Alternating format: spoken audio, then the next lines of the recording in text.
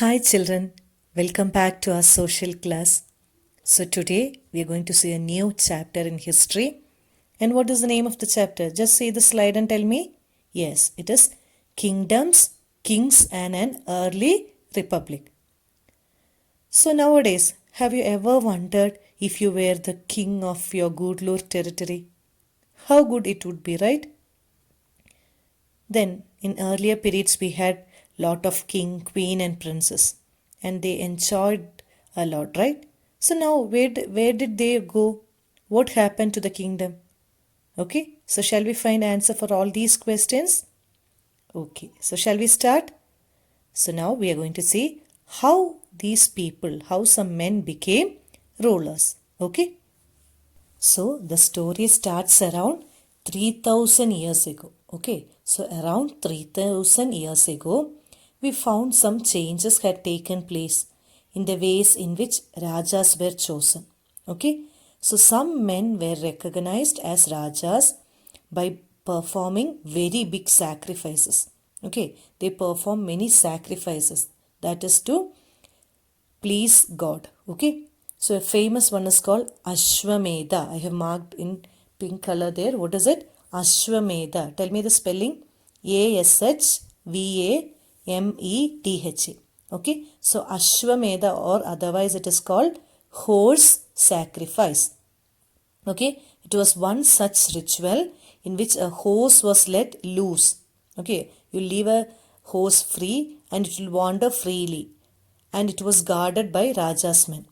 If the horse wandered into the kingdoms of other Rajas and they stopped it, they had to fight. So whichever area this horse passes, all that area belongs to the king. Okay, so that was called the Ashwamedha, or horse sacrifice. So if the king of the other region stops the horse, then they have to fight and win the battle. If they were allowed the horse to pass, okay, it meant that they accepted the Raja who wanted to perform the sacrifice as stronger than them. So these Rajas were then invited to the sacrifice. The Raja who organized the sacrifice was recognized as being very powerful, and all those who came brought gifts for him. Okay, so who is performing this sacrifice? Which is the sacrifice? Yes, it is called Ashwamedha. He will be very powerful. That king will be very powerful, and whoever comes to meet him have to give gift for him. Is it clear? Okay. Now we shall see about one such famous kingdom which is called Janapadas. What is it called? Janapadas. Janapadas. Janapadas. So the Rajas who perform big sacrifices were then recognized as being Rajas of Janapadas rather than Janas. Janas means the people. Okay, so they will be recognized as the Rajas of the Janapadas. The word Janapada means the land where the Jana set its foot and settled down. Okay, so what is the meaning of Janapada? It is the land where Jana, that is the people, set their foot and settled down. Archaeologists have excavated a number of settlements in these Janapadas. Okay, few examples are Purana Quilla in Delhi.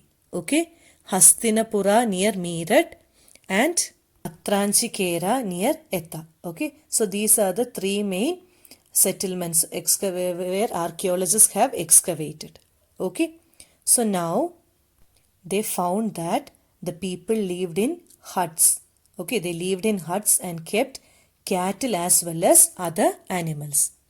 They also grew a variety of crops. Okay, so they also did agriculture. What are the crops which they grew? Rice, wheat, barley, pulses, sugarcane, sesame and mustard.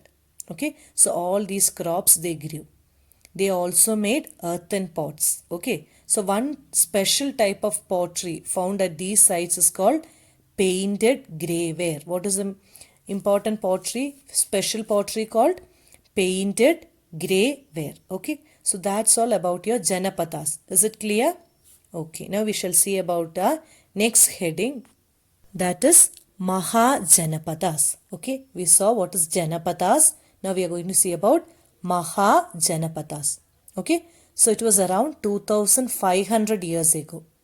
What happened? Some Janapadas became more important than others, and they were known as Mahajanapadas. Okay, they were important than other Janapadas. So they were called Mahajanapadas.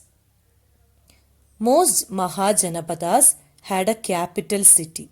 Okay, many of them had a capital city, and these were fortified, which means huge walls of wood, brick or stone were built around them, okay, to protect them. So when you see some films, you can see the fort or the palace of the king will be surrounded by huge wall, so the enemy cannot enter inside. Okay, so do you know why these forts were built?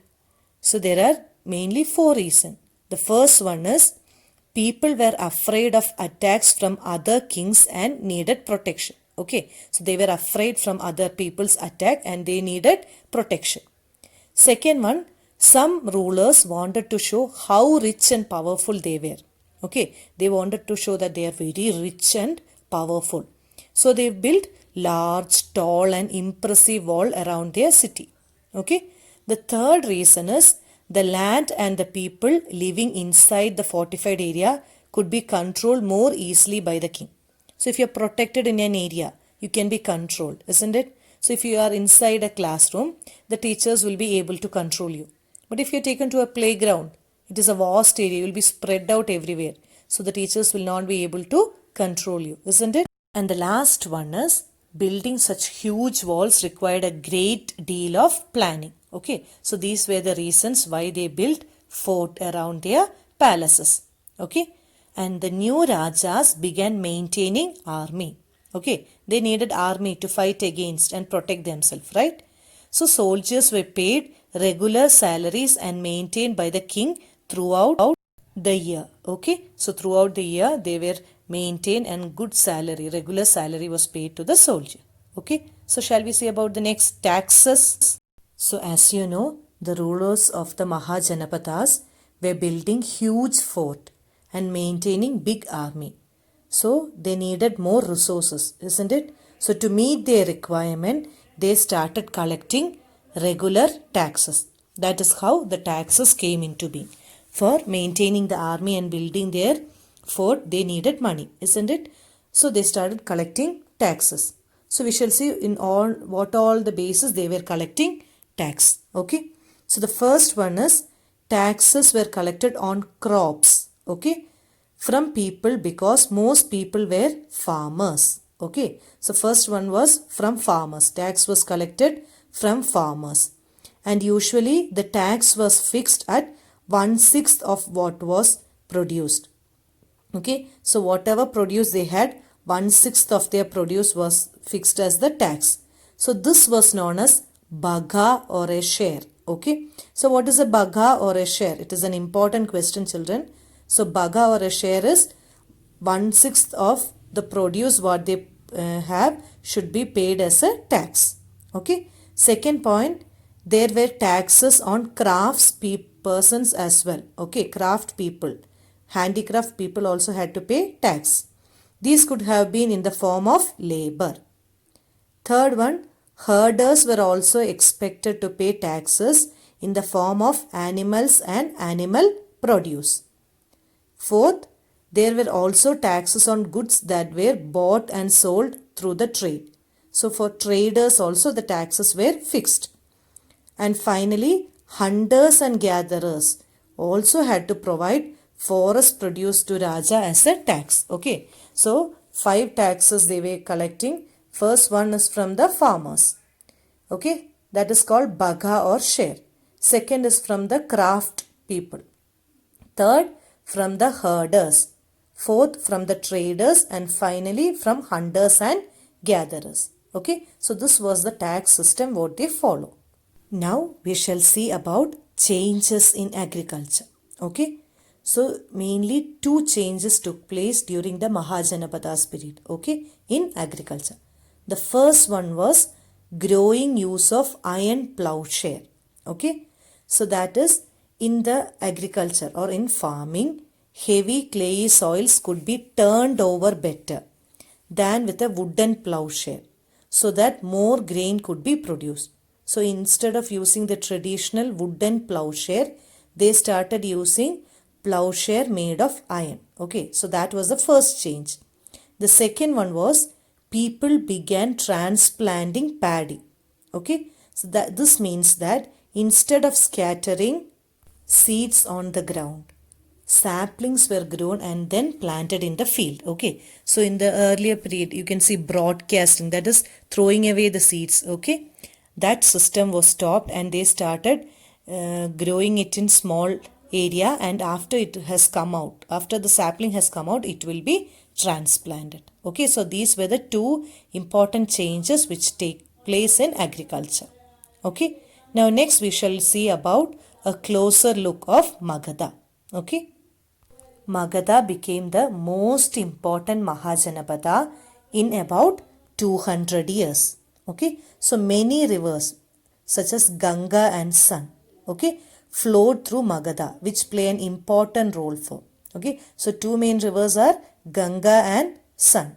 So they flow through Magadha and it was used for transport, water supplies, making the land fertile. Okay, parts of Magadha were forested, that is, trees were grown, which were used for building houses, carts, and chariot. Okay, so there were iron ore mines in the region that could be tapped to make strong tools and weapons. Okay, so all the settings what they needed they had with them.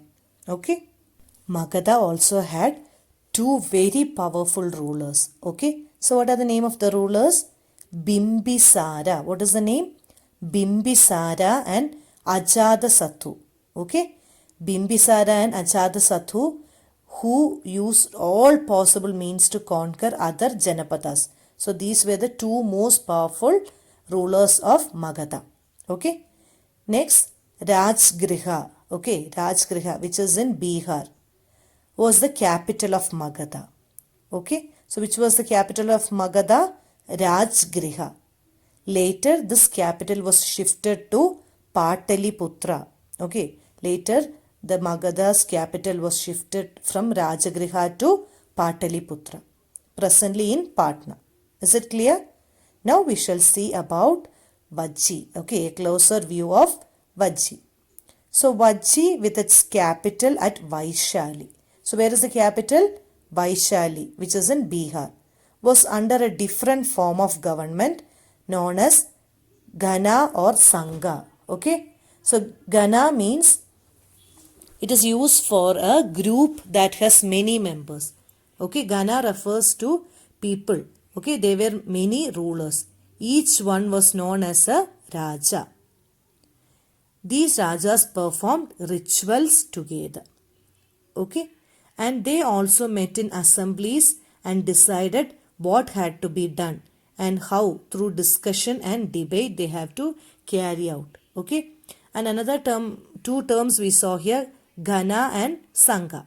So what is Sangha? It means organization or association.